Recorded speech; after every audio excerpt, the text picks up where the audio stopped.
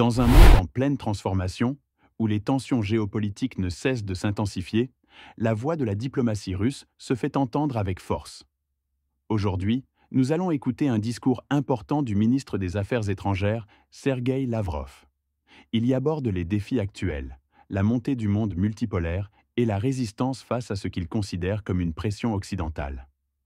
Un message qui résonne particulièrement en cette année, marquant le 80e anniversaire de la victoire contre le nazisme et la création de l'ONU. Écoutez attentivement et partagez votre avis en commentaire.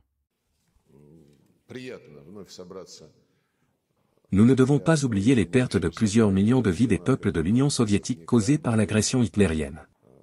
Des tentatives ignobles visant à minimiser ou à réécrire ces faits historiques sont observées quotidiennement. Rien que ces dernières semaines, nous avons assisté à de nombreuses manifestations de cette tendance.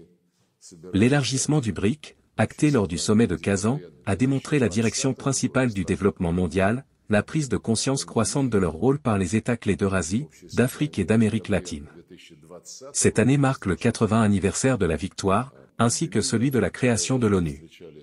Nous nous préparons également aux commémorations des 80 ans des conférences de Yalta et de Potsdam, qui ont jeté les bases de l'ordre international d'après-guerre. Sur le terrain, nos combattants livrent des batailles difficiles pour protéger les populations du Donbass et de la Novorossiya, défendre nos intérêts nationaux, garantir la sécurité et la souveraineté de notre pays, et assurer l'avenir de la Russie. Celui qui saura s'imposer dans le domaine des idées et des valeurs renforcera considérablement ses positions internationales. Et nous avons ici un potentiel significatif. Nos concepts et notre vision des relations internationales sont partagés, j'en suis convaincu, par la majorité des nations du monde, même si beaucoup d'entre elles n'osent pas l'exprimer publiquement.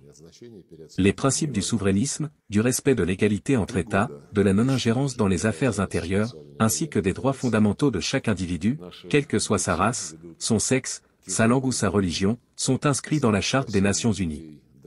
Dans ce contexte, et compte tenu de la situation actuelle, nous traversons un moment historique décisif.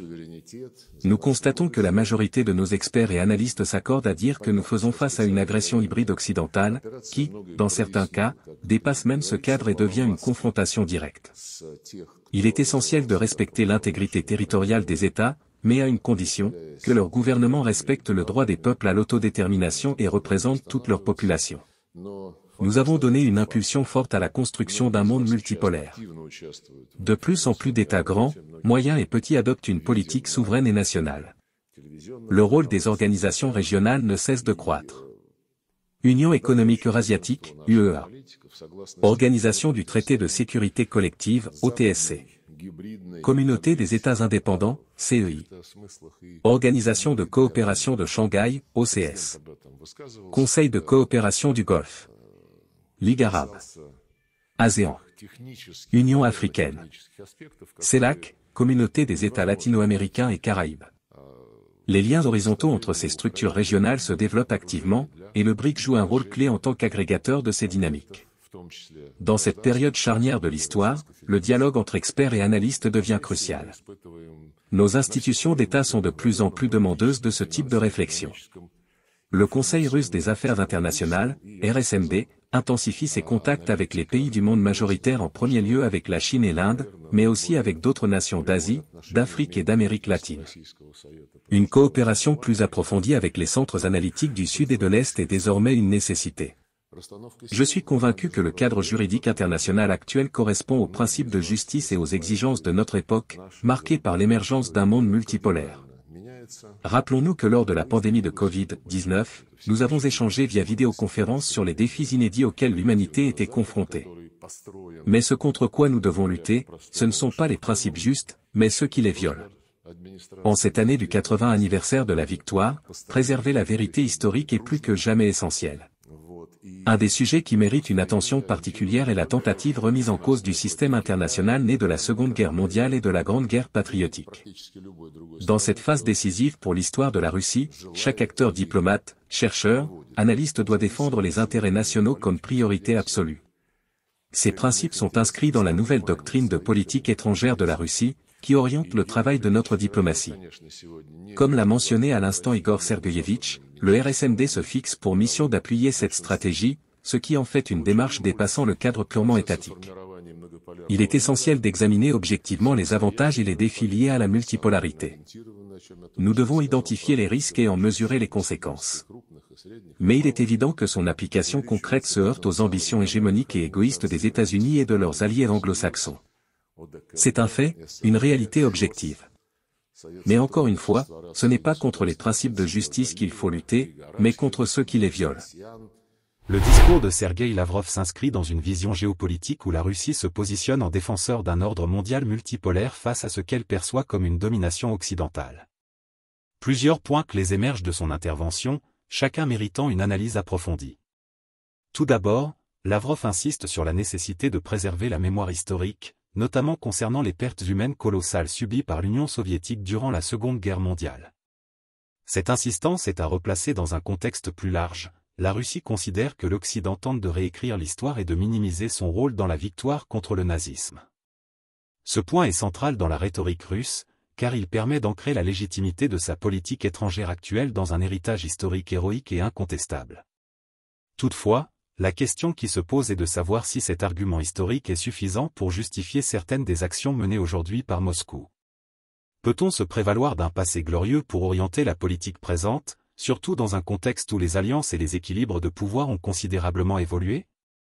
Ensuite, Lavrov met en avant l'expansion des BRICS comme un tournant majeur du nouvel ordre mondial. Il souligne que de nombreux pays, en particulier en Asie, en Afrique et en Amérique latine, cherchent à s'émanciper de l'influence occidentale pour adopter une politique plus souveraine et indépendante. Loin d'être une simple déclaration d'intention, cette dynamique est observable. L'adhésion récente de nouveaux membres au BRICS témoigne d'un rejet croissant du modèle unipolaire dominé par les États-Unis et leurs alliés. Toutefois, une question cruciale demeure, cette expansion des BRICS peut-elle réellement aboutir à un contrepoids efficace face aux institutions occidentales comme le G7 ou l'OTAN? Si l'ambition est claire, la diversité des intérêts entre les membres des BRICS pourrait constituer un frein à leur cohésion et à leur efficacité sur la scène internationale. Par ailleurs, Lavrov évoque le rôle des organisations régionales telles que l'Organisation de coopération de Shanghai, OCS, l'Union économique eurasiatique, l'ASEAN ou encore l'Union africaine. Selon lui, ces institutions participent activement à l'émergence d'un monde multipolaire et renforcent la souveraineté des États. En effet, on observe que ces structures gagnent en importance, notamment en matière de coopération économique et militaire. Cependant, une interrogation légitime se pose. Ces organisations ont-elles la capacité de rivaliser avec des blocs plus structurés comme l'Union européenne ou l'OTAN? Pour l'instant, elles restent largement dépendantes des puissances dominantes en leur sein, notamment la Chine et la Russie. La multipolarité prônée par Lavrov ne risque-t-elle pas de se transformer en une bipolarité où l'axe sino-russe serait le principal moteur de ces nouvelles alliances? Un autre point essentiel du discours est l'insistance sur le respect du principe de souveraineté et de non-ingérence. Lavrov affirme que la Russie défend un monde où chaque nation peut choisir librement son avenir sans subir d'influence extérieure. Ce discours entre en contradiction avec la perception occidentale de la politique russe, notamment en Ukraine, où Moscou est accusé d'avoir violé ce même principe de souveraineté qu'elle revendique. Dès lors, la question est de savoir comment cette doctrine peut être appliquée de manière cohérente. La souveraineté est-elle un principe universel, ou bien est-elle interprétée de manière opportuniste en fonction des intérêts stratégiques de chaque État? Enfin, Lavrov conclut en insistant sur la nécessité de gagner la bataille des idées et des significations. Il affirme que la vision russe des relations internationales est partagée par une majorité de pays, même si beaucoup hésitent à l'exprimer publiquement par crainte de représailles occidentales. Cet argument repose sur une réalité partielle. Il est vrai que plusieurs États du Sud global adoptent une posture plus neutre ou bienveillante à l'égard de la Russie.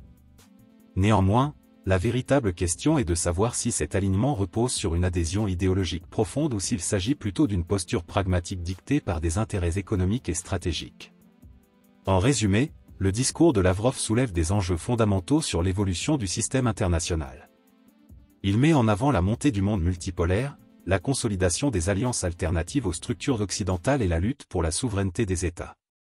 Cependant, plusieurs contradictions demeurent, notamment sur l'application du principe de non-ingérence et sur la viabilité des alternatives proposées face aux institutions occidentales bien établies. Il ne fait aucun doute que nous vivons une période charnière où l'équilibre des puissances est en pleine mutation. La question centrale reste de savoir quelle forme prendra ce nouvel ordre mondial et si la Russie, avec ses partenaires, parviendra à imposer sa vision des relations internationales. Ce discours soulève de nombreuses questions sur l'avenir des relations internationales et l'équilibre des puissances. Pensez-vous que le monde se dirige réellement vers un ordre multipolaire? La position de la Russie est-elle comprise et entendue à l'échelle mondiale? Dites-nous en commentaire ce que vous en pensez, et n'hésitez pas à partager cette vidéo pour nourrir le débat. À très bientôt.